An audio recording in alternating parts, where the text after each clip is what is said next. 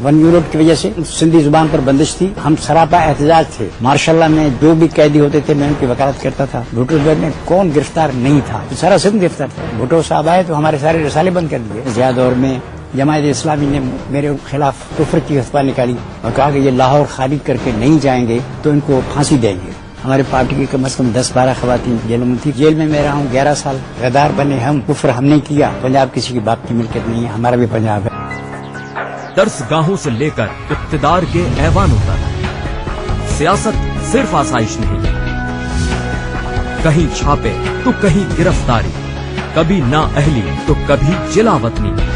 एक आग का दरिया है और डूब के जाना है। जहदे मुसलसल है ये सियासत। मेरा नाम रसूल बशपली जो है, मैं अवामी तहरीक का सरबरा हूँ।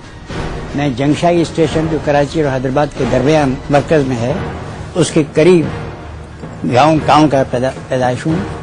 और फिर उधर मुल्ला मकतब में मैंने तालीम हासिल की है।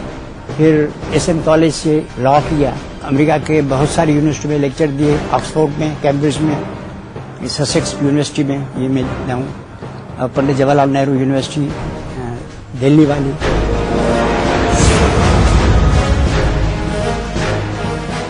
तो मदरसे में सियासत ममनुआ थी, कोई इजाजत नहीं थी। मुसलमानों का मदरसा था, सिंध मदरसतुल इस्लाम। तो 46 में जब ये बहरी लोगों ने बगावत की, उधर हमने भी मदरसे के खिलाफ बगावत की और उसमें अंग्रेजों के खिलाफ मुजाहरे किए। हिंदू मुसलमान दोनों ने, NGO हाई स्कूल के लोग थे, हम भी थे। तो उधर से सियासत शुरू की, यानी आखिरी साल।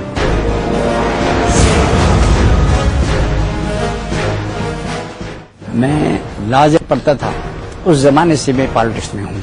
हैदराबाद जतोई किसान उम्मीदवार थे, सिंध के सबसे बड़े नवाब चांडियों के मुखालिफ खड़े हुए थे। वहाँ से हमने इलेक्शन में हिस्सा लिया और वहीं से अपनी सियासत शुरू। जमायत इस्लामी ने मेरे खिलाफ कुफ्र की फतवा निकाली और कहा कि ये लाहौर खाली करके नहीं जाएंगे तो इनको फांसी देंगे। मैंने कहा मैं आज जाने वाला था लेकिन अब नहीं जाऊंगा।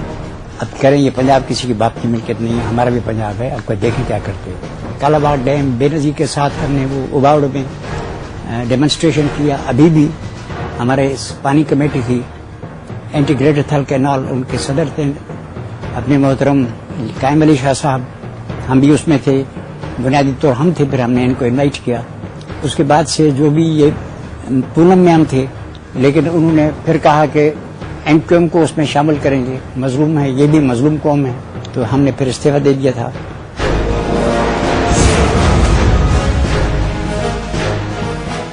अयूब खान से शुरू हुए। उस जमाने में हम सरापा एहतजाज थे वन यूनिट की वजह से, और जुबान सिंधी जुबान पर बंदिश थी और फिर लोगों को जेलों में डाला जा रहा था। इसलिए हैदराबाद में हम ही महवर थे, सारे दोस्त थे, लेकिन बुनियादी तौर पर हम महवर होते थे। और जिस सब वहाँ का दौर है, everything is recorded in the papers. तो हम भूख हड़तालें करते थे, शहर के अंदर से जाते थे, खवातीन के हम जुलूस निकालते थे, जेलों तक जाते थे। जो कुछ हैदराबाद में बाहर तंगला, अब तो याद भी नहीं। सिंध सारा एहतजाज था और उसके रूह रवां हम लोगों के सिवा कोई नहीं था। सड़कों की सियासत पहली मरतबा हमने सखर से लॉन्ग मार्च किया, कराची से। इतनी लातादाद हमारी मार्चें हैं, इतने डेमोन्स्ट्रेशन हैं, इतनी लड़ाइयाँ हैं, इतने झगड़े हैं कि पंजाब में लोग सारे काफर थे। हमारे खिलाफ के लिखा कि ये काफर है, भारत के एजेंट है। तो लोग मेरे पास आए कि यार सुना है कि हसीन लड़कियां तुमने भारत ने भेजी हैं, अखबार में लिखा हुआ है। मैंने कहा हैं, कहाँ है? मैंने कहा ये तहखाना है मेरे घर का, इसके अंदर है, हमें दिखाओ। मैंने कहा आपको क्यों दिखाएं? तोहफा मिला है हमें, गद्दार बने हम, कुफ्र हमने किया और फिर दिखाएं आपको।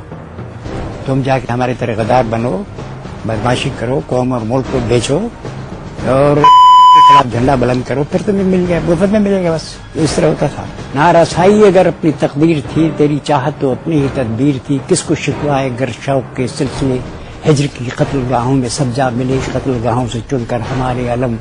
और निकलेंगे उस शाख के काफले कर चले, जिनकी खातिर जहांगीर हम, जहाँ कवा कर तेरी दिल भरे का भरम।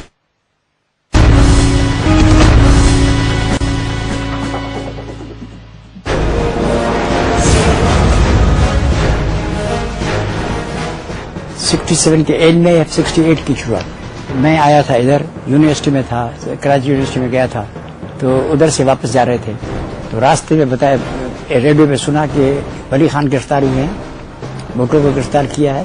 تو میرے ساتھ جو بیٹھے تھے میں نے ان کا کہا میں بھی گرفتار، مجھے بھی کریں گے.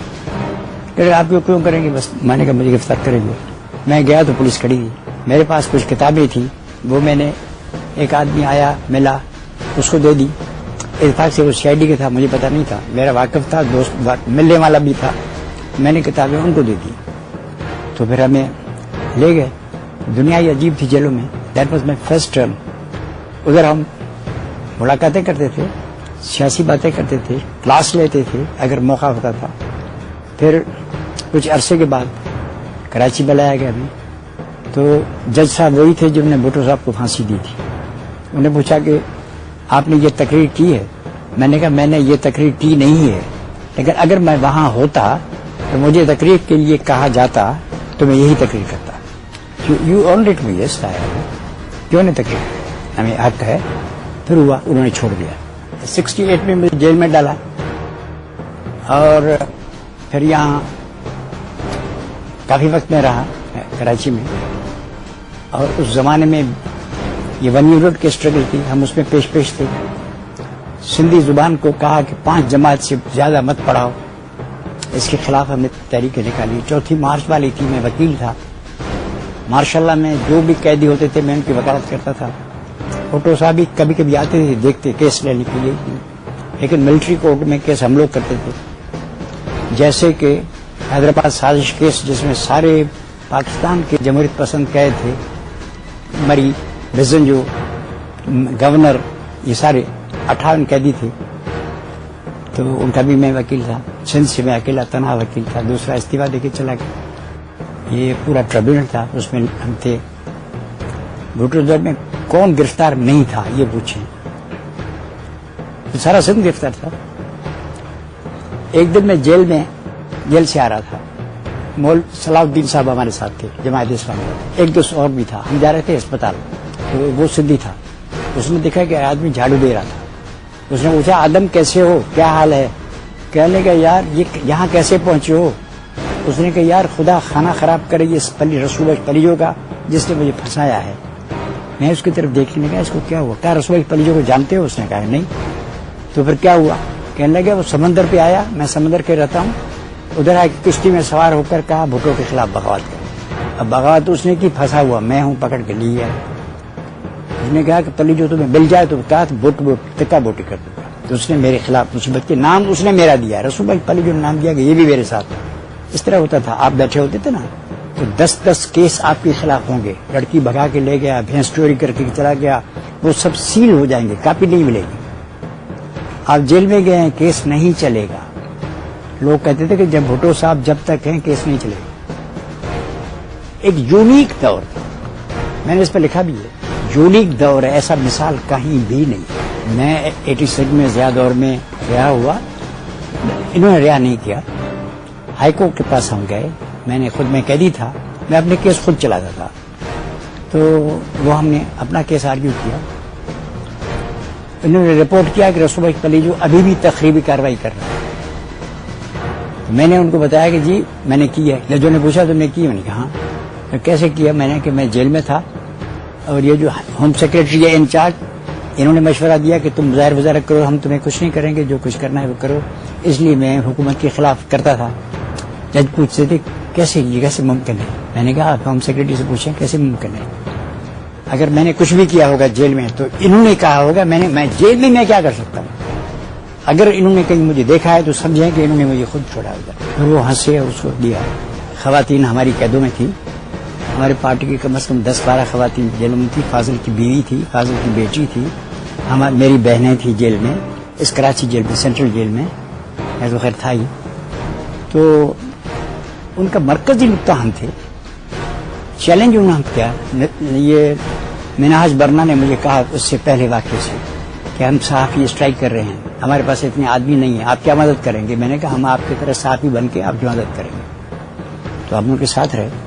افسوس یہ ہوا کہ ہمارے پوچھے بغیر انہوں نے فیصلہ کر لیا. ہمارے لوگ یعنی ڈیتھ ٹرک हड़ताल पे बैठे हुए थे, इन्होंने फैसला कर लिया, लेकिन हो गया। जितनी डिप्रेशन वो फैलाना चाहते हैं, लोग पागल हो जाते थे। और जेल में उधर लोग तकलीफ में होते थे, प्रोफेसर वगैरह मैं नाम नहीं लूंगा, उनको मेरे पास भेजते थे कि ये उसको ट्रीट करेगा। मैं उनकी बातें सुनता था, ये दुख है फलाना, क्या दुख है? अराव रशीद अभी नहीं है जिंदगी में, आप उनसे पूछते हैं। मैंने कहा क्या है? You will allow them to succeed, और आपको डरा के तुम अंदर से क्यों करोगे? फिर आए क्यों हो? कुछ भी नहीं है। स्टालिनग्राड में क्या हो रहा था, चाइना में क्या हो रहा था, वियतनाम में क्या हो रहा था, ये बमबारी कहाँ हो रही थी? अमेरिका ने बम फेंके, एक रात में लाखों आदमी हिरोशिमा नागासाकी में कत्ल कर दिए, तुम मरे जाते हो। तो इस तरह हमारा सारा तजुर्बा मुकाबला करने का है। हम जो तारीख राहों में मारे गए, सूलियों पर हमारे लबों से परे तेरे हाथों की चांदी दमकती रही, तेरी जुल्फों की मस्ती बरसती रही।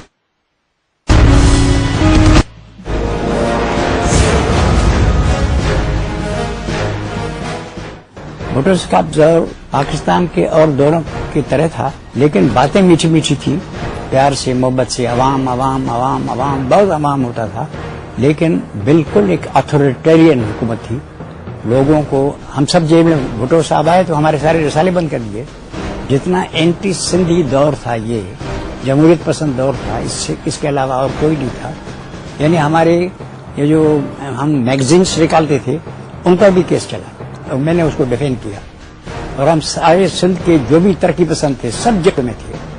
हमने कहा ये भुट्टो साहब की मेहरबानी के सारों को इकट्ठा किया।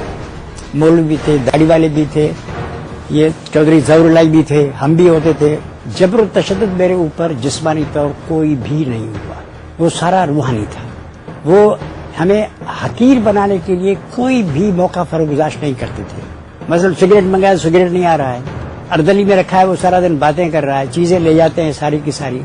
24 घंटे दरवाजे पर आदमी आंखें यूं करके बैठा हुआ है, सुपरडेंट गायब है, डॉक्टर मौजूद नहीं है, पानी मांगो तो सही टाइम पर पानी बंद है। इस तरह जो भी वो दवाई के लिए जाओ तो आगे चल के बैठ जाते हैं, हम पीछे, हमें फेंक देते पीछे, हम जाने से इनकार करते थे। तो भुट्टो साहब को फांसी मिल चुकी थी। मैंने पहले दिन कहा कि तुमने समझा है कि भुट्टो साहब को फांसी आ गई है, इसलिए ये आया है सिंध से, ये गर्दन नीची करके तुम्हारे गिड़गिड़ आएगा। I don't want to go and do your worst, जो तुम बदतरीन चीज कर सकते हो करो। ये पंजाबी जेल है, मैंने कहा पता है पंजाबी जेल में, पंजाब को नहीं आता, बट आई टॉकिंग, जाओ अपनी जो तलवार चलानी है सुपरडेंट को कह दो। फिर दूसरे दिन आया, कई दिनों के बाद सुपरडेंट आया, कहने लगा कि मैं चाहूं तो आपको हथकड़ियां लगा सकता हूं और बांध सकता हूं इस दर्द में। मैंने कहा नॉर्मल है, इसमें क्या है, क्यों? मैंने कहा सब क्रिमिनल्स जो हैं वो इस तरह कर सकते हैं। आपको बार बार कोई भी लुटेरा है, कोई भी आदमी जाके पकड़ के किसी को अगवा, तो ये अगवा है मुझे, यस एक्चुअली इलीगल। मैंने कहा पंजाब गवर्नमेंट कहती है कि तुम ये, मुझे पंजाब गवर्नमेंट कौन सा कानून आता है मुझसे ज्यादा? कानून मुझे आता है, मुझे क्या सिखाते हैं?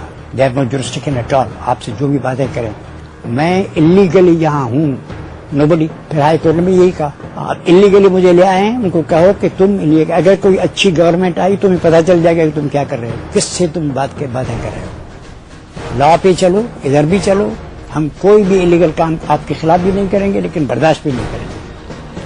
तो ये इस तरह चलता था सारा मामला।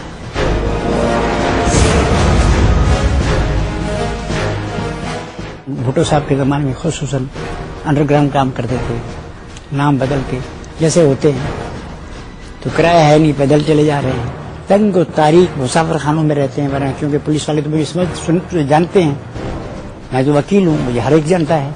इसलिए पैदल चलना, गांव में जाना, भूखों मरना, बेवसीला होना, हर वक्त घेरे में रहना, फिर गिरफ्तार किसी वक्त भी।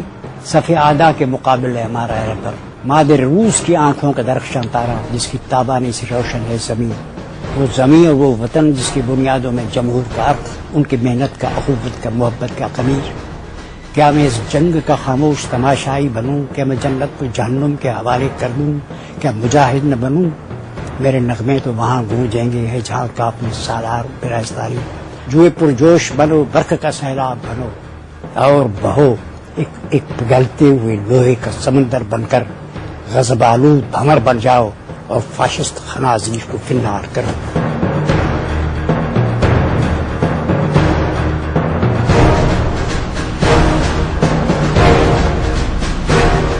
میں اپنے عوام کے مظلوم عوام کو، سارے ملک ان کو یہ آخری بات کہنا چاہتا ہوں، وفا کنیم و ملامت کشیم و خوش باش کہ در طریق دماغ کا فریست رنجیدن. وفائیں کرتے ہیں اور اس کے عوض ہمیں جفائیں ملتی ہیں، ہم خوش گزارتے ہیں کیونکہ ہمارے دین میں وفاؤں کے عوض ملی ہوئی جفاؤں سے ناراض ہونا کفر ہے.